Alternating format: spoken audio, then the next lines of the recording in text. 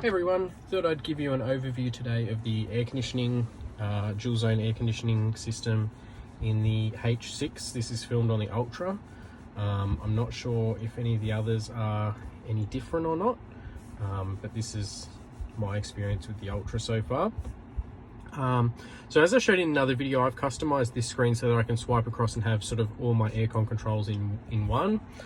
I'm the type of person that just keeps everything on auto all the time. I normally set the car to 23 degrees, which is a pretty comfortable temperature. Just set it to 23, turn auto on, AC on, and just let the car do its thing. It will control everything from here on in. So it will control vents. For example, when the temperature comes up, it's obviously not going to blow on your face, it's going to start doing on your feet. The only controls you then have to do is your things like your ventilation for the windows and demisting, and adjust the temperature if you need to. So down here, your actual button controls, you've got the on-off switch, which basically just you push that, everything turns off for the system, and turn it on, it puts it back on. AC will turn the air conditioning on and off. But the other thing it will do is take you to the aircon page. So if you're not in the aircon page, you can push that button, it takes you straight there. The good thing about this, I find, is with that button anyway, is if I'm in Apple CarPlay or anything, rather than going through the menus to try and get back to this screen, just a quick 2 taps of the AC. I mean, you can push it once, but I push it twice so that the AC turns back on. It's going to take you to this menu. You can quickly make your changes. Like you can see, once you've made your changes on this screen, it goes away. So it only lasts about 10 seconds, which is good if you're at your set of traffic lights or whatever, you just want to quickly change your air conditioning settings. You can do that just with that button. I'll show you there's some settings in here as well. You can change your comfort settings. So I've just got mine set on standard. I did have it on soft. I've upped it to standard because we're starting to get a bit hotter in this area now. Sorry, it keeps going away, but so you got soft, standard, or strong. That's just going to adjust how strong that airflow is on you.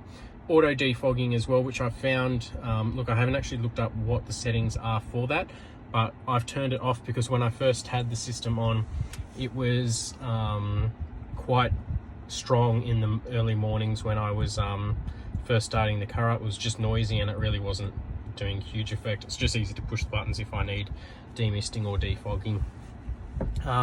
So yeah, you've got your control for face and legs, or legs and demist, and your rear demister, front demister as well up here.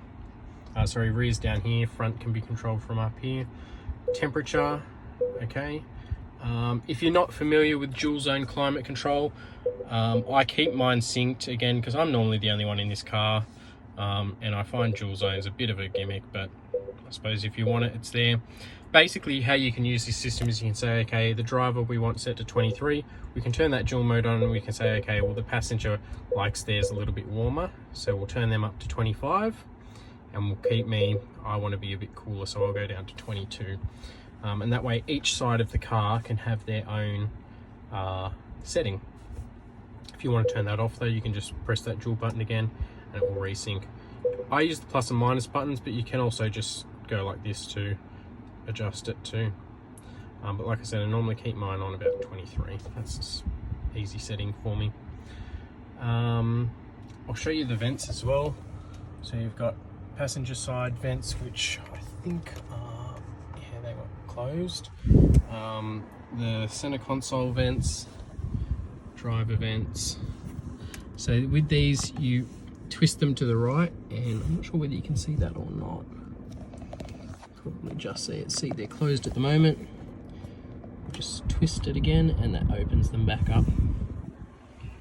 Got rear vents as well in this car too.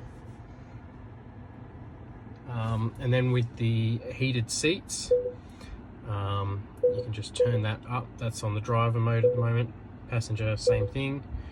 Or if you want ventilation, you can do that. Now the way the ventilation works, it's not air conditioning It's just a fan that sits in the base of the seat that basically circulates the air. So if you've got cold air coming into the car from the air conditioner, it will then push that air up through these little perforation holes in the seats.